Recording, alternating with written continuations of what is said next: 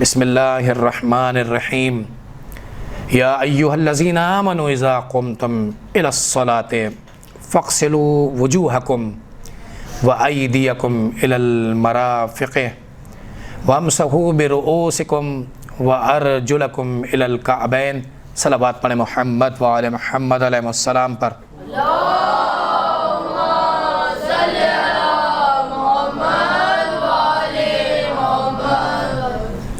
دیکھیں، یہ میں نے جو آپ کے سامنے قرآن مجید سے جس آیت کے تلاوت کا شرف حاصل کیا ہے، یہ قرآن مجید کا 6واں پارہ ہے اور سورہ مائدہ جو ہے اس میں یہ آیت موجود ہے، اور آیت کا جو نشان ہے وہ ہے 6، یعنی 6ٹھی آیت ہے سورہ مائدہ کی۔ 6واں پارہ سورہ مائدہ آیت نمبر 6 وضو کی آیت شمار کی جاتی ہے۔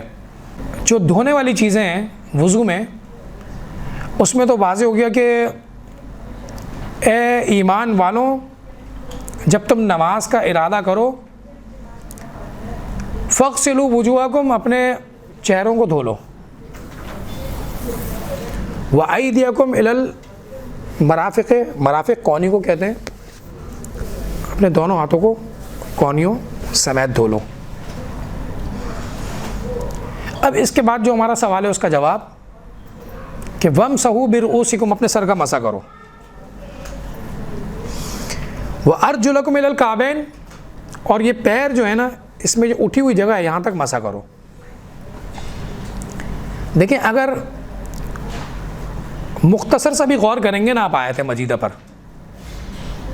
تو اس میں آپ کو بالکل واضح ہو جائے گا کہ پیر دھونے کا حکم قرآن مجید کی آیت کے اندر موجود نہیں ہے۔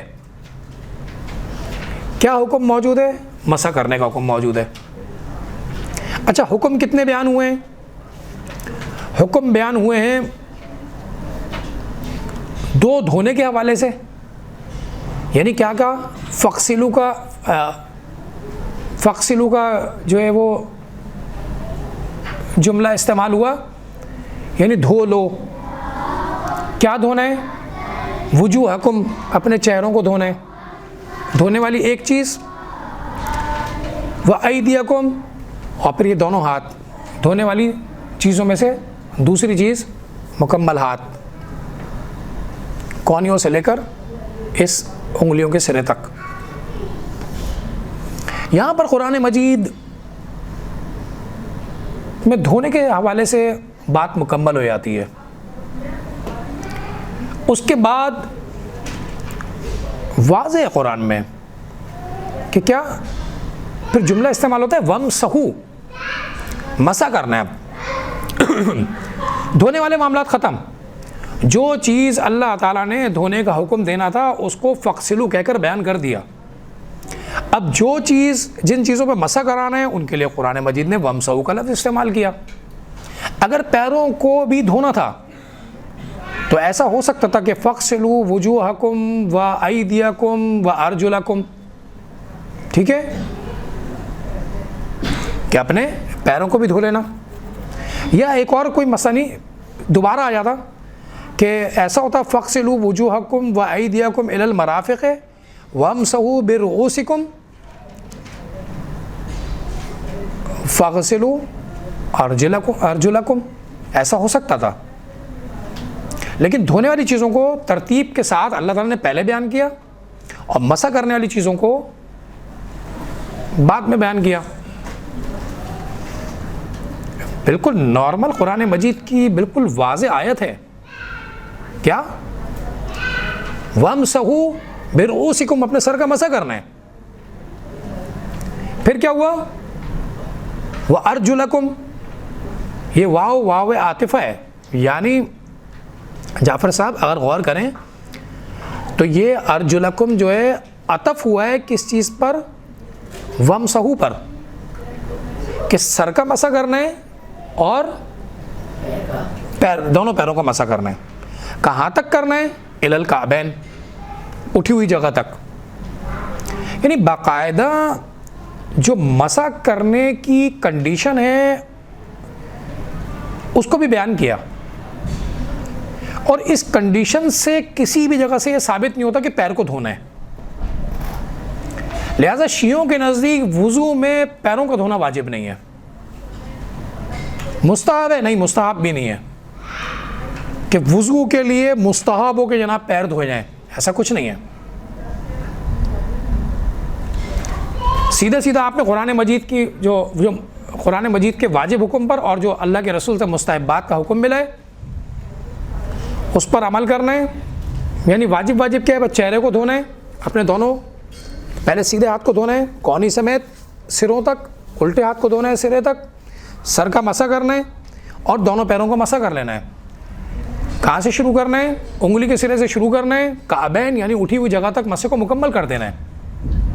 اس میں کسی بھی جگہ سے جو تھوڑا بہت بھی قرآن پڑھنا جانتا ہو، کسی بھی جگہ سے یہ ثابت نہیں ہوتا کہ پیر کو وضو کے لیے خاص طور پر دھونا ہوگا، یا یوں کہا جائے کہ جناب وضو کا حکم ہے قرآن مجید کے سری احکامات میں سے ہے کہ پیروں کا دھونا واجب ہے. ایسا کچھ بھی نہیں ہے. یہ جو میں نے قرآن مجید کی آیت آپ کے سامنے تلاوت کی ہے، یہ آپ پر کوئی اس میں مشکل ہے؟ کوئی مشکل ہے کہ میں نے اس میں کوئی مشکل بات کی ہو؟ سیدھی سیدھی بات ہے. کتنی چیزوں کو دھونے کا حکم دیا قرآن مجید کے حکم سے؟ کون کون سی چیزیں ہیں؟ کونیوں سمیت دونوں ہاتھ، مرافق کونی کو کہتے ہیں. اچھا، کتنی چیزوں کو مسح کا حکم دیا گیا؟ وہ کون کون سی چیزیں ہیں؟ دونوں پیر. ٹھیک ہے، سر اور دونوں پیر. پیر میں جو کنڈیشن لگائی ہے کہ کہاں تک مسح کرنا ہے، اس کے لیے کیا کہا کہ کہاں تک مسح کرنا ہے؟ اٹھی ہوئی جگہ تک مسح کرنا ہے. ٹھیک ہے، کہیں سے بھی کوئی ذرا سا شبہ بھی جو ہے وہ نہیں ہو رہا ہے، کہیں سے وہ نتیجہ بھی حاصل نہیں ہو رہا ہے کہ کسی طریقے سے ہم اس نتیجے پہ پہنچ جائیں کہ بھائی پیر کو دھونا بھی ہے. یا تو اس کے بعد کوئی آیت ہوتی کہ بھائی مسح بھی ہو گیا اور اس کے بعد ان ایڑیوں سمیت ان اپنے جو تلوے ہیں ان کو دھونا ہے، کیا کرنا ہے. کچھ بھی قرآن مجید نے حکم نہیں دیا. قرآن مجید نے جو حکم دیا ہے وہ کیا ہے کہ بس پیر کا مسح کرنا ہے اٹھی ہوئی جگہ تک. تو آپ اگر یہ کہیں کہ بھائی یار شیعہ پیر کا وضو میں مسح کیوں کرتے ہیں، تو بھائی اس وجہ سے مسح کرتے ہیں. اور اس سے اوپر کی بات کہ سب سے پہلی بات کہ قرآن اور اہل بیت علیہ السلام کو شیعہ قرآن اور اہل بیت کی سیرت پر عمل کرتے ہیں. قرآن جو کہتا ہے، جو اہل بیت علیہ یعنی اللہ کے رسول اور ائمہ معصومین جو کہتے ہیں، شیعہ اس پر عمل کرتے ہیں. ابھی تو میں نے آپ کے سامنے کوئی روایت بھی پیش نہیں کی ہے کہ میں روایت پیش کروں کہ کسی امام کی یا رسول کی کہ پیر کے ساتھ کیا کرنا ہے. کسی مجتہد کا فتویٰ بھی بیان نہیں کیا میں نے. فوراً آیت پر نظر پڑتے ہی یہ اندازہ ہو رہا ہے کہ دو چیزیں دھونے کا حکم دیا ہے اور دو چیزوں پر مسح کرنے کا حکم دیا ہے. یعنی سر کا مسح کرنے کا حکم دیا اور پیروں کا مسح کرنے کا حکم دیا ہے. اور ہمارا موضوع کیا ہے کہ پیر کیوں نہیں دھوتے، مسح کیوں کرتے ہیں؟ اس بنا پر نہیں دھوتے کیونکہ قرآن یہ کہہ رہا ہے کہ کیا کرنا ہے؟ مسح کرنا ہے. جب قرآن کہہ رہا ہے کہ مسح کرنا ہے تو پھر ہم پیر جو ہے وہ کیوں دھوئیں؟ کیوں قرآن کی مخالفت کریں؟ کیوں روایات کی مخالفت کریں؟ کیوں ائمہ معصومین علیہ السلام کی سیرت کی مخالفت کریں؟ بس یہی وجہ ہے کہ بالکل واضح اور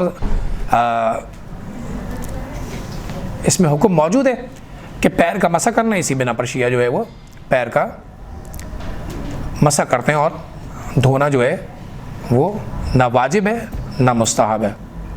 صلی اللہ علی محمد و آلہ الطیبین الطاہرین المعصومین.